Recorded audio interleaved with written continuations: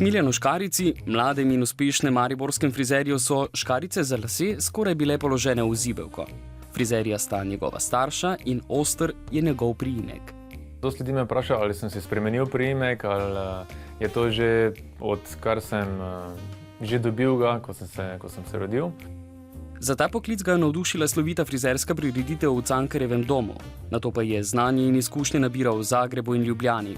Maja letos je postal zmagovalec na podjetniškem startupu, kjer je konkurenco premagal z napravo Color Cocktail, ki frizerjem omogoča natančno odmero sestavin za pripravo barve za barvanje las, zniža stroške za material, prihrani čas in zmanjša vnos strupenega amonijaka v prostor.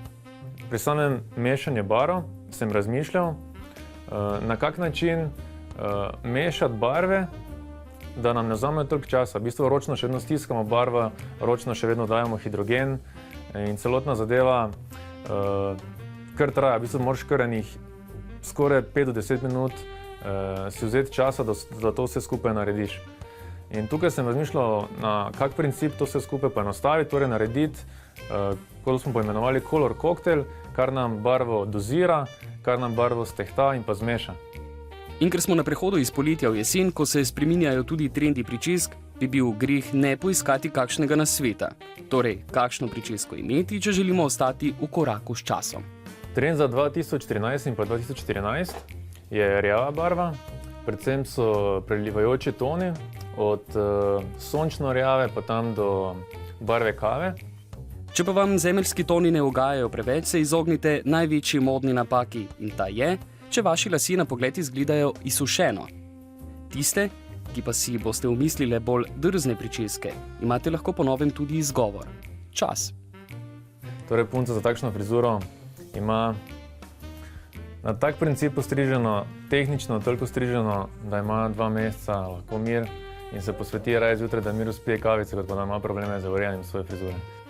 Vsak poklic na nas pusti določene posledice in tako ima tudi Smiljan poklicno deformacijo. V začetku sem razmišljal o tem, ko sem šel po ulici, ko sem gledal frizure, moram priznati, da marsikdaj sem se ujel v mislih, kaj bi pa naredil drugače ali pa zakaj pa zato tako treba.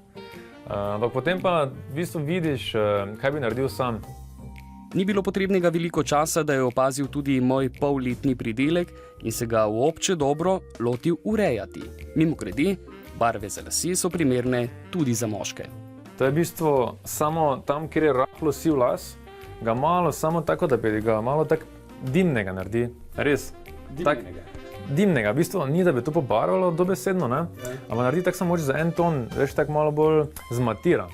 Matira je v bistvu pravilni izraz za to. Torej sivi lasje niso modni letos? Sivi lasje so modni... Kjer so pogosti, ne?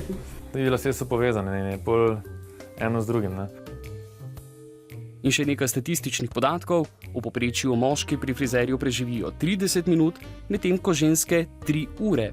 In če teh 180 minut pretvorimo v besede, Smiljan pravi, da to, kar ve frizer, ne ve marsikateri mož. Vedno, ko naredi frizer frizuro, vedno pol stranka malo še cap, ne? Si spremeni. To je... Zgleda pri moških, ne? Imamo raje, da še vedno potem malo probamo, vidimo, kako smo to sami naredili, ne? Ja, seveda, ne? Potrjuješ pravilo, ne? In če zaključim, letošnjo jesen in zimo si uredite frizuro na način, da se boste v njej čim bolje počutili.